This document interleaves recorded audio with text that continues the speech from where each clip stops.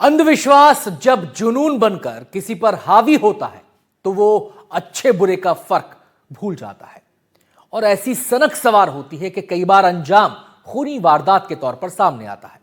मध्य प्रदेश के सिंगरौली में यही हुआ है। देवी के नाराज होने के भ्रम में एक युवक जल्लाद बन बैठा। आधी रात पूजा के बहाने पड़ोसियों को बुलाया, फिर धारदार हथियार से 2 लोगों के सिर काट डाले।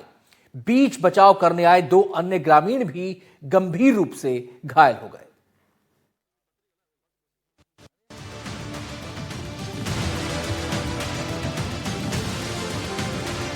सिंगरौली का शांत गांव लोहरा बहरीवा टोला, जहां आमतौर पर रात होते ही सन्नाटा पसर जाता है, लेकिन ये गांव आधी रात खून से लाल हो गया।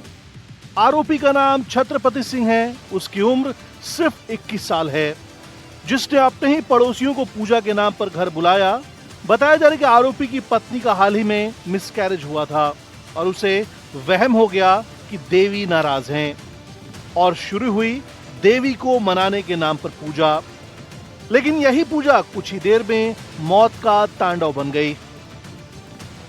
एमपी के सिंगरौली जिले में इंसानियत को दफना व दिल दहला देने वाला हत्याकांड सामने आया है।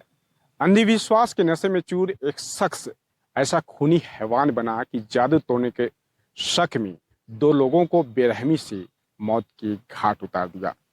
इस नृशंस वारदात ने पूरे इलाके को दहशत में झोंक दिया है। बताया जा रहा है कि आरोपी के मन में मृतकों को लेकर लंबे समय से शक पल रहा था। वहम इस कदर हावी हुआ कि उसने कानून, रिश्ते और इंसानियत सब कुछ ताक में रख दिया। रात गहराती रही, घर में पूजा की तैयारी की गई। अगरबत्ती, नारियल, फूलमाला, सब कुछ मौजूद था, लेकिन अचानक माहौल बदल गया। आरोपी छत्रपति सिंह ने धारदार हथियार उठाया और 50 साल की फूल कुमारी सिंह और 65 साल की केमला सिंह पर ताबड़तोड़ हमला कर दिया। हमला इतना बेरहम था कि दोनों की मौके पर ही मौत हो गई। इस सनसनीखेज हत्याकांड ने एक बार फिर समाज के मुंह पर तमाचा मारा है, जहां आज भी अंधविश्वास के नाम पर लोगों को बेरहमी से मौत दी जा रही है। आखिर सवाल यह है कि कब तक वहम निर्दोषों का खून बहाता रहेगा। फिलहाल पुलिस ने इस हत्याकांड में शामिल एक आरोपी को गिरफ्तार कर लिया है। हालांकि आरोपी की उम्र जो बताई जा रही है वह 21 वर्ष बताई जा रही है।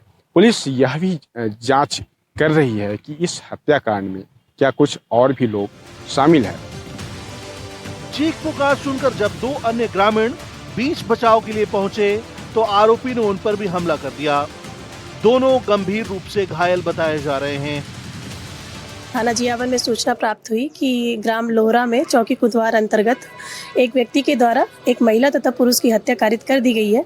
इस सूचना पर थाना प्रभारी जियावन अपनी टीम के साथ चौकी कुदवार की टीम तथा मैं स्वयं घटनास्थल पर तत्काल पहुंची तथा घटनास्थल पर पहुंचने के पश्चात जो जानकारी मिली कि वहां पे आरोपी छत्रपति सिंह के आंगन में एक महिला तथा पुरुष की डेड बॉडी पड़ी हुई थी, जिस पर जो प्रथम दृष्टया तथ्य आए हैं कि आरोपी द्वारा जादू टोना की शंका पर से महिला तथा पुरुष की हत्या कारित की गई है।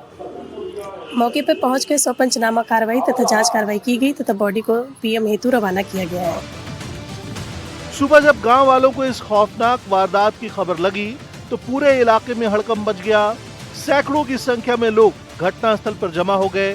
हर चेहरे पर दहशत, हर आंख में डर और पुलिस ने मौके पर पहुंचकर इलाके को घेर लिया।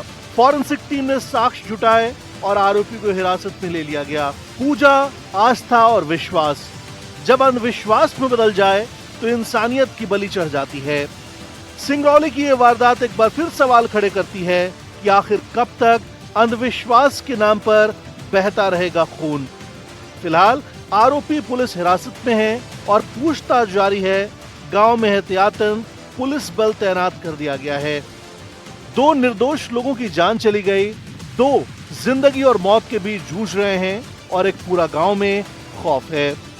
सिंगरौली से एनडीटीवी के लिए देवेंद्र पांडे की रिपोर्ट। एक मौलाना जो खुद को तांत्रिक कहता था, एक पाखंडी जो तंत्र मंत्र और झाड़ फूंक से सारी बाधाएं, सारी चिंताएं दूर करने का दावा करता था। दिल्ली के पीरागढ़ी में 3 लोगों के मर्डर का आरोपी नाम कमरुद्दीन, उसके जहरलोक से जुड़ी तमाम जानकारियां आज हम आपके सामने लेकर आए हैं। आज आपको दिखाएंगे मौलाना के वो जहरीले लड्डू जिन्हें खिलाकर पैसे बढ़ाने के नाम पर वो जिंदगी कम कर देता था। आपको मौलाना के काले जादू वाले सेंटर में भी लेकर चलेंगे, जहां से वो लोगों को अपने जाल में फंसाकर पहले लूटता और जब सामने वाले को इस बात का पता चल जाता तो उन्हें वो मार देता।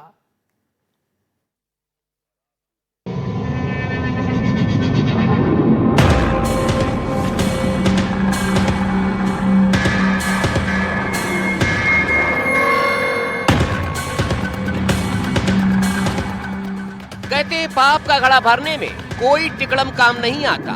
यही हाल महापाप करने वाले पाखंडी मौलाना कमरुद्दीन के साथ हुआ। वो दिल्ली पुलिस के शिकंजे में, लेकिन अब रह रह कर उसके जहरलोक की एक एक हैरान करने वाली कहानियां सामने आ रही हैं। सबसे पहले आपको पाखंडी मौलाना का वो हथियार दिखाते हैं जिन्हें लड्डू की शक्ल में वो इस्तेमाल करता था। ये देखिए, ये वही मौलाना कमरुद्दीन है और दावा है कि इसके हाथ में वही लड्डू है जिन्हें जहरीला बनाकर इसने पीरागढ़ी में 3-3 जान ले ली। इसके भरोसे में फिट होने के बाद जो इसके भरोसे में फिट नहीं होते थे, उन्हें वो इन्हीं लड्डुओं को खिलाकर रास्ते से हटा देता था। कल तक कमरुद्दीन के हाथों 8 हत्या की खबर सामने आ चुकी है, लेकिन ना जाने कितने और होंगे जिनके बारे में अभी तक पता ही नहीं चल पाया है। ये वही जगह है, ये जो मज़ार आपको सामने नजर आएगी, बाबा कमाल खान, विजयनगर फेज 2 लोनी गाजियाबाद की। यहीं पर दशकों से जो बाबा कमरुद्दीन है वो अपने तंत्र मंत्र विद्या का कारोबार जो है वो चला रहा था। और जो जानकारी मिली उसके मुताबिक जो 3 लोग जिनकी एक कार में तीनों के जो शव मिले, उनकी पहचान की बात करें तो रणधीर 76 साल उम्र, शिव नरेश 42 साल और लक्ष्मी 40 साल, वो बीते 3 महीने से करीब इस बाबा कमरुद्दीन के संपर्क में थे। बाबा का तंत्र मंत्र का कंट्रोल रूम, बाबा कमरुद्दीन यहीं पर बैठकर तंत्र मंत्र करता था और लोगों को धन वर्षा का डेमो देता था। पीरागढ़ी में 3 लोगों को रास्ते से हटाने के लिए भी उसने इसी सेंटर से साजिश रची थी। इसके बाद जहर मिले हुए लड्डू उसने बाबा कमरुद्दीन ने तैयार किए और उनके साथ कार में गया और यहाँ से यानी कि लोनी से निकलकर जब वो पीरागढ़ी फ्लाईओवर तक उनके साथ गया तो उस दौरान उसने तीनों को शराब, कोल्ड ड्रिंक और जहर मिले हुए लड्डू खिलाए और जब वे बेहोश हो गए तो उनसे नकदी लेकर फरार हो गया। जो खुद अब आफतों में घिरा है, उसने मजार पर हर मर्ज की दवा मिलने का दावा कर रखा था। तो ये देखिए सामने एक मजार है और इस मजार में लिखा हुआ है, ये सामने देखिए, हर मर्ज की दवा है, मोहम्मद के शहर में हर दर्द की दवा है। बहुत सारी जो अगरबत्तियां हैं। स्थानीय लोगों की माने तो कमरुद्दीन ने सिर्फ पैसे कमाने के लिए गाजियाबाद के लोनी में एक मजार बना रखी थी। मजार ना, ये झूठ मजार है, ये तो जी मजार नहीं है, ये बना रखा है इन्होंने। किसने बनाया? इसी गांव में? हाँ। कमरुद्दीन की साजिशों के सेंटर पर ही हमें एक ऐसा शख्स भी मिल गया जो मौलाना कमरुद्दीन के फर्जीवाड़े का शिकार हो चुका है। उन्होंने कहा तुम्हारा लड़का नशा करना छोड़ देगा बिल्कुल। इसे कुछ तभी दिए थे उन्होंने, पानी में घोल के पिलाना है और सोते नहाने के बाल्टी में घेर देना है, राक्षी दी थी कुछ जब नहाए, ठीक, और इसका बस नशा छोड़ देगा ये। कितने रुपए बाबा ने लिए थे? शुरू में 11,000 रुपये लिए थे जी। 11,000 रुपए सिर्फ वो ताबीज और वो पाउडर देने के लिए? बबूत देने के लिए 11,000 रुपये शुरू में लिए थे। उनको जब तुम्हारा काम में तो फर्क दिखेगा फिर बाद में बताएंगे।